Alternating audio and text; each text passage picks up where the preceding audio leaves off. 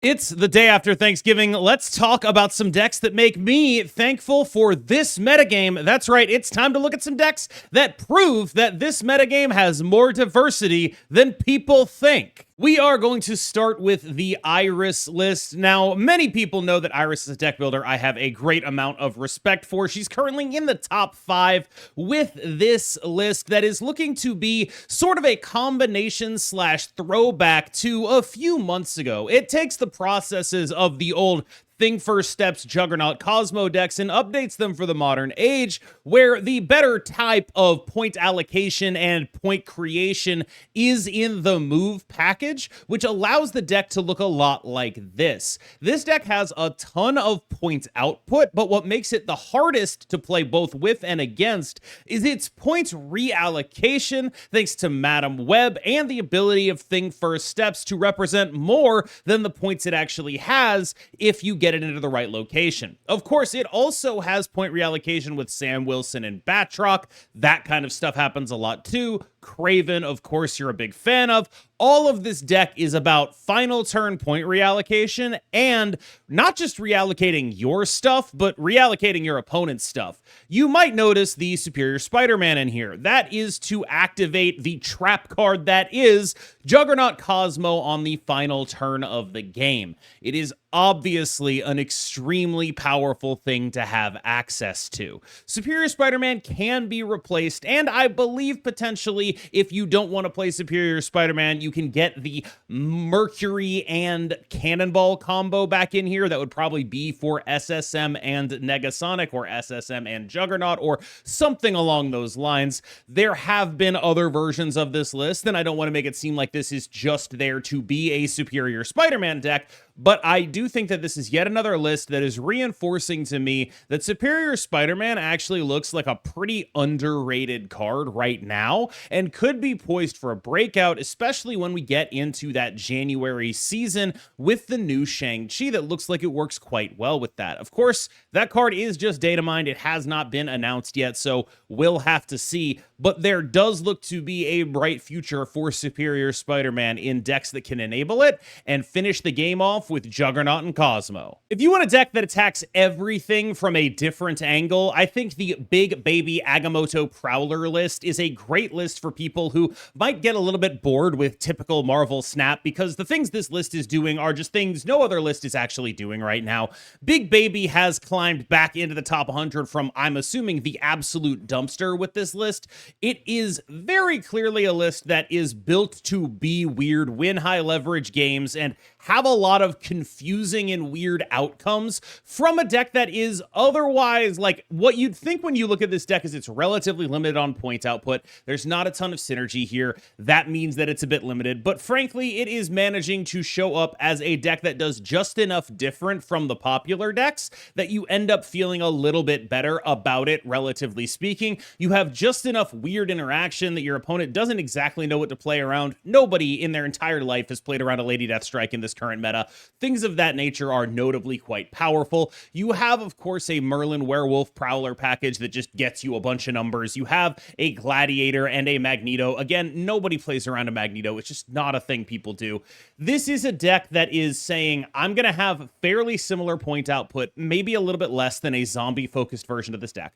But what I am going to do instead is do as much stupid and weird stuff to make up for the fact that, A, I have a little bit less points, but also I'm a little bit less vulnerable to Shadow King. And B, even though I have a little bit less points, I have all of these weird interactive cards that will allow me to get cube equity in a way that I think is more unique to this list than you would think. A lot of people, I think, who watch my videos, have been playing Marvel Snap for a long time. They're kind of familiar with all the things decks can do. I think this is a good deck for a Marvel Snap vet who's maybe a little bit bored to try to pick up and see what they can do with. It just plays so differently from, I think, a lot of the normal Marvel Snap lists that you'll see, a lot of the normal mid-rangey kind of piles.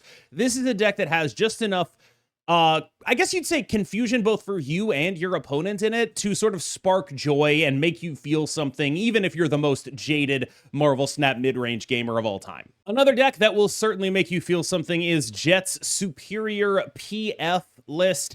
This is a list that he has been messing around with in the top 10. It is a very powerful, very strong list that is fundamentally just about outputting way more power than you think. This deck is built to abuse the fact that when you blow something up with a Kid Omega and bring it back, it gets to keep the size. And that's something almost always wants to be a zombie giant man. You blow up a zombie giant man that has 8 power, you bring it back with a Phoenix Force, it has 13, then it adds itself on the zombie horde size that, oh, by the way, got buffed the last time you played the zombie giant man.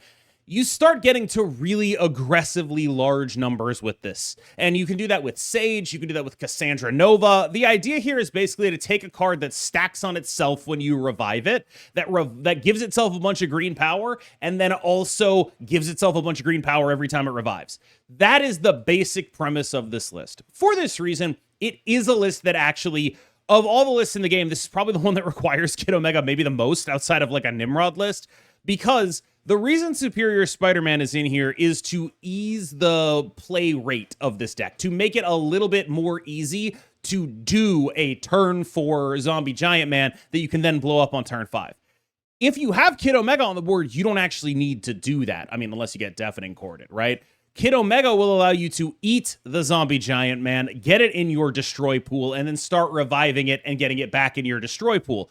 Eat the Zombie Giant Man on 4, okay, play Elixir, revive the Zombie Giant Man, Venom that lane on 5, very large Venom, right? Then on 6, you can PF, right? Like, that kind of stuff is how the deck wants to be playing out. It wants to be like, I'm playing 3 Zombie Giant Mans this game. They're getting bigger and bigger and bigger. And oh, by the way, every time you do this, the actual carry of the deck, Firehair, is also getting those Zombie Giant Man procs or those Cassandra Nova procs or any of that. That's also happening. That is the basic engine that powers this deck. I think people look at this and they think, oh, it's a Phoenix Force deck. It's like the other Phoenix Force decks, right? It's like, oh, it's a PF deck. It's just like it does things that PF decks do. Wrong. This is not a deck that plays like a PF deck. This plays like a normal deck. Like, this plays like a normal deck that also does like 50 points of power some of the time.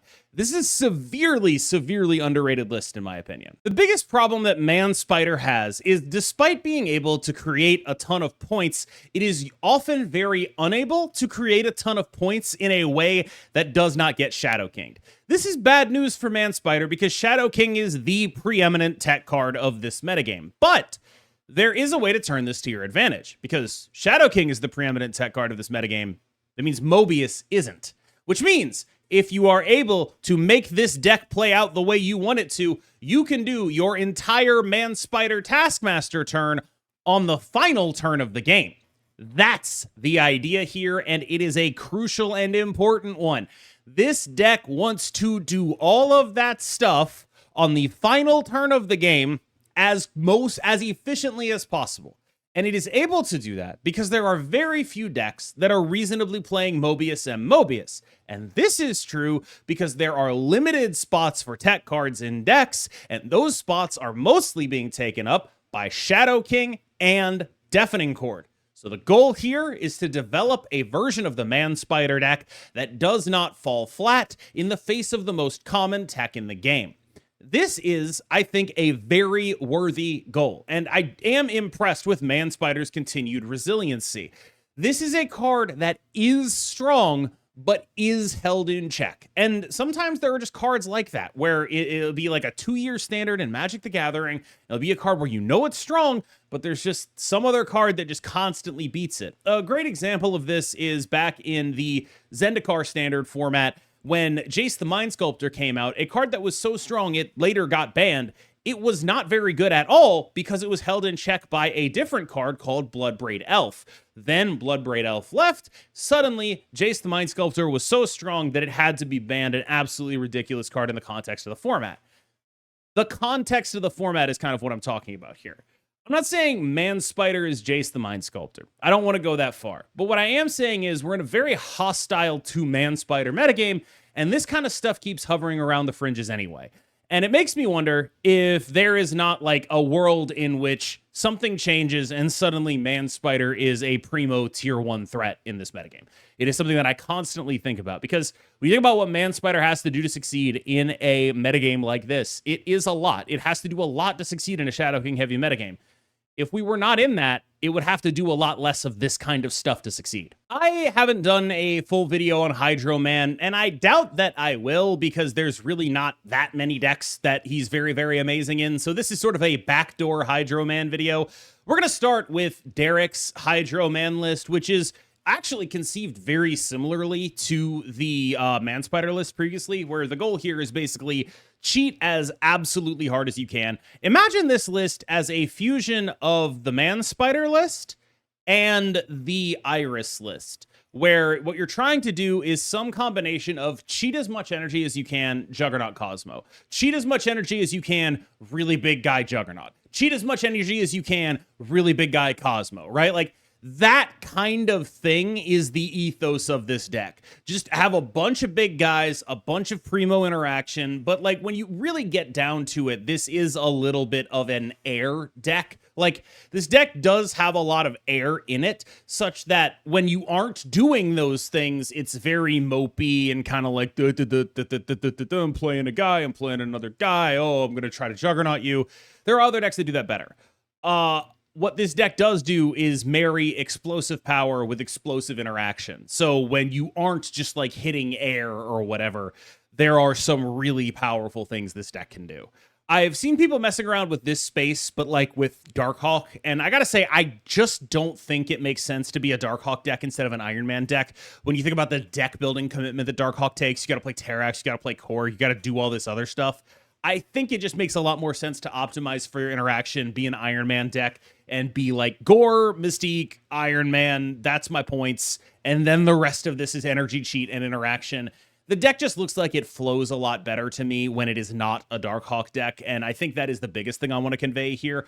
There's some solid numbers in here, and solid numbers in interaction are always powerful, and cheating numbers, like a free Gore off an Anti-Venom in interaction, that's even stronger. So this deck gets to do a lot of points in really powerful ways with a really powerful interaction. When people aren't prepared for what you're doing, you're going to roll them over. Like, this is genuinely a deck that has all the upside of the Iris deck with more raw power built in when it works. And that is just a really powerful proposition for anyone to try to deal with. Last up is the best ethical ramp deck I think I've ever seen. This, of course, comes from friend of the show, Smiz. This is a Hydroman Eson ramp deck that is looking to do crazy stuff with those two cards. The basic premise here is we're playing, I think the easiest way to explain this is like, we're playing Arishem at home. Like, that's what's going on here. This is a deck that wants to have 7 energy on 6. And because you're a Hydroman deck, you get to like naturally have a lot more good hits not being an Arishem deck.